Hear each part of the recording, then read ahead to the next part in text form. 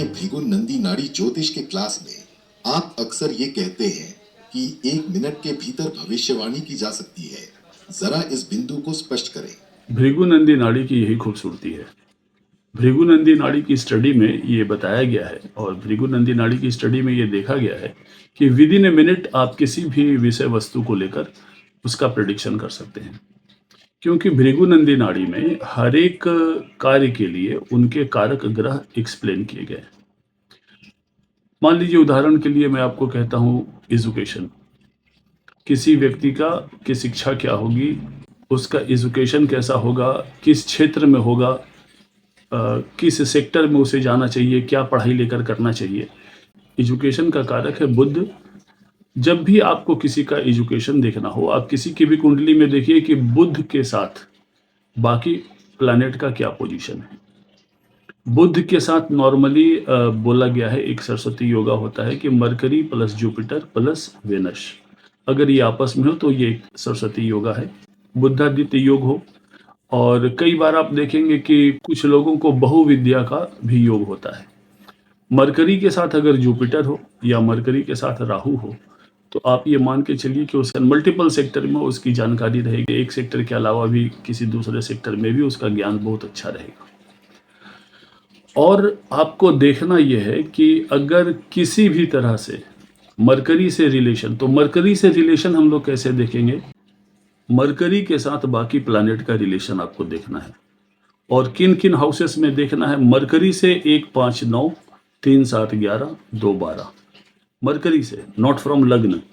Mercury से इन घरों में कौन कौन से प्लैनेट बैठे हुए हैं और इन प्लैनेट का कॉम्बिनेशन ही डिटरमाइन करेगा कि उस व्यक्ति के लिए कौन सी शिक्षा उचित है, उसे किस सेक्टर में जाना चाहिए, क्या पढ़ाई लेकर करना चाहिए।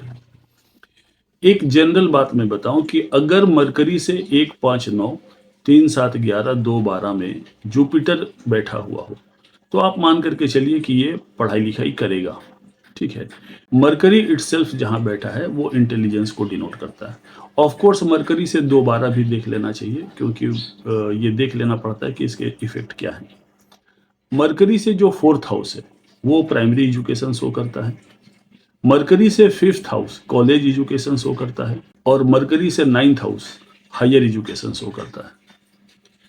ये भी आपको देख लेना पड़ेगा कि मरकरी से 4th, 5th, 9th should not go to the 6th, 8th and 12 except Jupiter in 12। अगर जुपिटर मरकरी से 12वें में है तो कोई ये नहीं होता, लेकिन बाकी देख लेना है कि मरकरी के साथ जो 4th, 5th और 9th का जो लॉर्ड है वो मरकरी से 6ठे, 8वें, 12वें में नहीं बैठा हो, या मरकरी से 6ठे, 8वें, 12वें के स्वामी के साथ इसका कोई संबंध ना हो। And the native will get education related to the planet connected to the Mercury in 159, 37, 11 and 212। अच्छा, एक जनरल बात लोग जानना चाहते हैं कि भाई इनके लाइफ में हायर एजुकेशन है या नहीं है।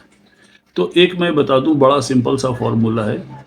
किसी के भी कुंडली में 159, 37, 11, 212 में अगर जुपिटर, मरकरी, सन और वेनस इनका कॉम्बिनेशन है तो आप ये मान करके चलिए कि इनके जीवन में हायर एजुकेशन इनके जीवन में दिया हुआ है। अब बात आती है कि किसी के जीवन में रिसर्च या पीएचडी का योग है या नहीं है। तो रिसर्च या पीएचडी योग के लिए सरस्वती योग आप देखिए। सरस्वती योग कहने का मतलब कि the combination of Mercury, Jupiter and Venus plus Sun, and अगर राहु या केतु का कॉम्बिनेशन है तो ये they are eligible for research और पीएचडी। इसमें उनको सपोर्ट मिलता है, ये भृगु नंदी नाड़ी की तरफ से।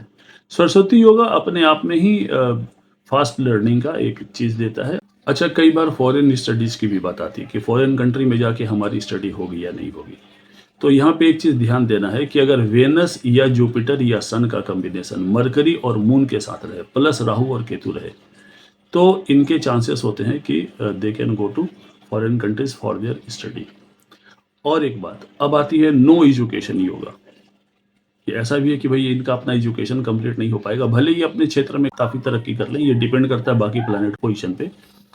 लेकिन नो एजुकेशन योगा भी होता है अगर मरकरी मून का कॉम्बिनेशन मार्स और केतु के साथ हो जाता है, तो ये योगा बन जाता है कि भाई इनका एजुकेशन अच्छी तरह से नहीं होगा या बहुत मुश्किल से कंप्लीट करेंगे। लेकिन अगर जुपिटर का किसी भी तरह से दृष्टि पड़ जाता है इस कॉम्बिनेशन पे, मरकरी पे या मार्स पे, मून पे, केतु पे, तो आप देखिएगा कि किसी वजह से अगर इनका स्टडी ब्रेक हो रहा है तो उसके बाद ये अपना स्टडी को कंटिन्यू भी कर लेंगे। कई बार आप ऐसा लेंगे कि कुछ लोगों का जो है पहले वो कॉमर्स लेकर पढ़ रहे थे, अचानक वो साइंस में चले गए, या साइंस लेकर पढ़ रहे थे, अचानक आर्ट्स में चले गए, या कई लोग अलग अलग तरह से कॉमर्स लेके पढ़ रहे थे, फिर एकदम वो सीधे से उठ करके एक फैशन डिजाइनिंग में चले गए। तो इस तरह से होता है। तो इसमें अगर आप देखिएगा कि मरकरी अगर रेट्रो है या मरकरी ने अपने पोजीशन को एक्सचेंज किया है किसी भी प्लैनेट के साथ, अगर आप वो एक्सचेंज थ्योरी है, मतलब उसके घर में मरकरी बैठ गया, मरकरी के घर में वो परिवर्तन योग जिसे हम लोग कहते हैं, अगर ये हुआ है कुंडली में, तो वो व्यक्ति भी अपनी पढ़ाई को बीच में चेंज कर लेता है। इस तरह का देखा गया है। तो आज के डिस्कशन को हम लोग यहीं पे स्टॉप करते हैं। अगले दिन हम लोग बैठकर चर्चा करेंगे कि किस प्लैनेट के कॉम्बिनेशन से कौन सा एजुकेशन फेवरेबल होता है और जातक को वही एजुकेशन सेक्टर चूज करना चाहिए एज पर देयर और उसको कॉम्बिनेशन ऑफ द प्लैनेट। आज की चर्चा बहुत ही ज्ञानवर्धक है। बहुत जल्दी एक वीडियो लाएंगे जिसमें ये चर्चा होगी कि किस क्षेत्र में शिक्षा लेना सही रहेगा। आपका बहुत बहुत धन्यवाद।